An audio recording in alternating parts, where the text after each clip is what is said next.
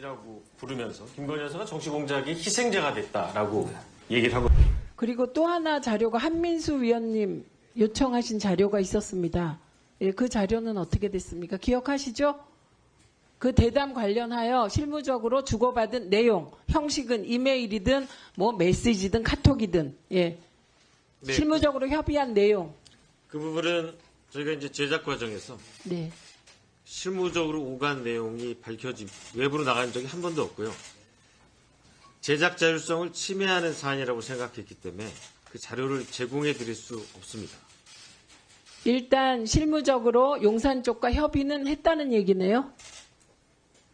프로그램을 만들려면 협의를 해야 예, 돼요. 협의는 했다는 얘기네요. 예, 그냥 짧게 답하시면 되는데요. 별 의도 없이 물어본 거예요. 실무적 협의는 했다. 네. 예, 그런데 그 협의 내용은 줄 수 없다. 예, 한민수 의원님 1분 드리겠습니다. 예. 아니 협의를 했으면 구체적으로 그 내용이 무엇을 협의했다가 진짜 무슨 뭐 내부 기밀 같으면 그건 안 주더라도 몇 월 며칠 날 무슨 안건으로 논의를 했다. 지금 협의했다는 거 아닙니까? 근데 왜 그걸 공개를 못하죠? 그게 왜 기밀이 됩니까? 그게 무슨 내부 자료가 됩니까? 아니 어느 방송사하고 어느 역대 대통령하고 논의 당연히 되잖아요. 그리고 1차 사전협의도 갔다 왔다면서요. 답사도. 그 날짜하고 누가 누구 어느 쪽과 KBS 측에서는 어느 파트에서 대통령 비서실에서는 어디서 문자로 아니면 통화로 아니 인편으로 주고받은 그 목록을 내라는 겁니다. 그 내용을 내기 싫으면. 사람 이름 가려도 됩니다. 그러면. 그 부분이 바로 제작 자율성을 지키는 그게 왜 핵심입니다. 제작 자율성입니까? 취재진이 취재원과 접촉하고 어떤 방식으로 만나고 아니 어떤 잠깐만 답변하지 마세요. 아니 대통령 특별 대담을 하는데 그게 자율성이 침해되는 겁니까? 국민의 알 권리고 어떻게든 지금 의문점이 나오잖아요. 어떻게 파우치방이 아니, 나왔는지 저기다 해야죠. 그걸 밝힐 수 있어야죠. 왠지 아무도 모르는 거 아닙니까? 국민들이 분노하고 있는 그런 대담이 나왔는데 대통령한테 판 따라주는 그것 때문에 지금 이 자리까지 왔다고 의문을 휩싸여 있는 거 아니에요? 본인의 억울함을 풀기 위해서 그거 밝혀야죠. 뭐가 떳떳하지 못해서 그 자료를 못 내놓습니까? 위원장님. 다시 말씀 드려야 되겠습니다. 이 자료는 아, 예, 잠깐만요. 받아야 될 것 같습니다. 벌써 얘기하는 게 사전협의 있었다는 게 인정하잖아요. 근데 이게 어떻게 방송의 자율성과 연결이 됩니까? 정상적인 대통령 대담이라고 해도 정상적인 진행 과정은 알 필요가 있지요. 근데 그걸 못 밝히겠다고 하고 특히 이번 대담은 대통령에게 파우치라는 발언으로 그 명품백을 완전히 면접을 주선한 정말 부끄러운 대담 아닙니까? 근데 그건 밝혀져야죠. 어떻게 논의가 됐는지. 반드시 받아주십시오. 그러니까 후보자가 생각하는 제작 자율성의 범위가 무한대 같아요. 그리고 그 제작 자율성이라는 말이 이 자리에서 자료 제출을 안 하거나 답변을 거부하는 전가의 보도로 사용되고 있습니다.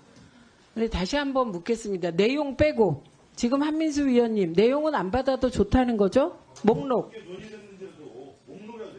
네, 그렇죠. 그러니까 내용은 안 내니까 후퇴하신 거예요.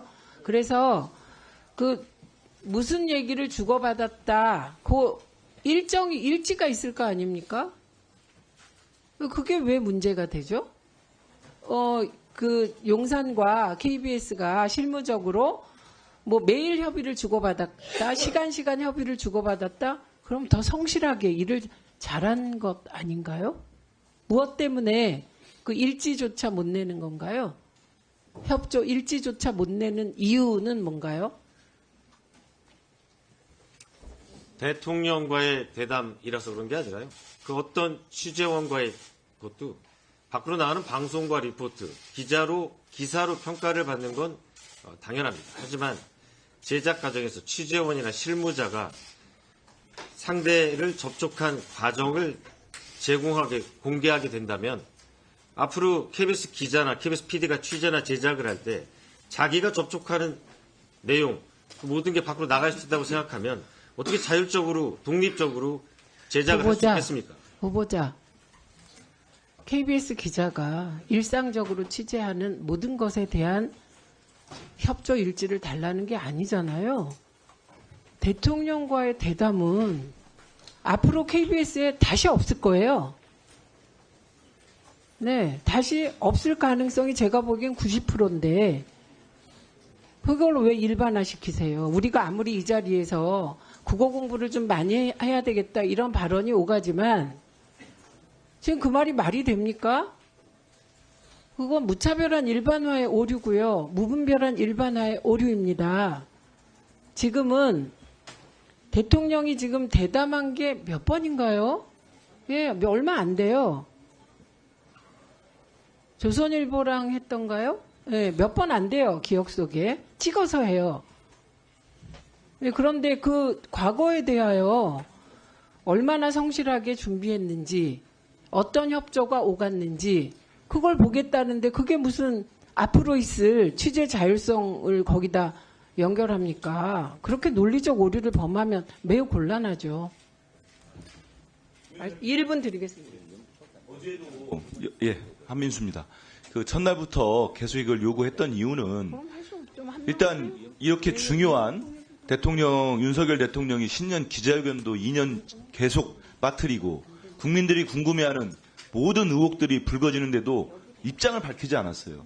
그러다가 1년 6개월 만에 녹화대담이라는 형식이지만 국민들은 기다렸던 겁니다. 이 중요하고 그런데도 불구하고 대통령실은 KBS가 주도했다. KBS가 모든 기획부터 모든 걸 주도했다고 했어요. 그리고 박장문 후보 측에서도 인정하지 않았습니까? KBS 측에서 했고 그다음 각 부서에서 질문도 취합했고 그런데 그런 과정들 말은 있는데 전혀 문서나 이런 거 증명된 게 없어요. 주도를 했다면 KBS 측에서 어떤 식으로 주도하기 위해서 녹화는 언제부터 언제까지 하기로 했다고 연락을 했을 거 아닙니까? 그 구체적 내용을 빼더라도 일지라도 달라는 거예요. 어느 측하고 접촉했는지. 그게 어떻게 자율성을 침해합니까? 또 궤변하지 마시고 이거 내놓으세요. 안 주면 분명한 불투명한 뭐가 있다고 의심할 수밖에 없습니다. 네, 다시 한번 의논해 보시죠. 그냥 김건희 라인에 전화해 보세요. 내도 되겠나. 이건 이 정도의 일이라고 생각합니다. 안 낼 이유가 없어요. 예, 지금 국민의힘 쪽에 참고인 요청이 있어서 지금 서류 정리를 하느라고 이 의결은 다음 질의 이후에 하도록 하겠습니다.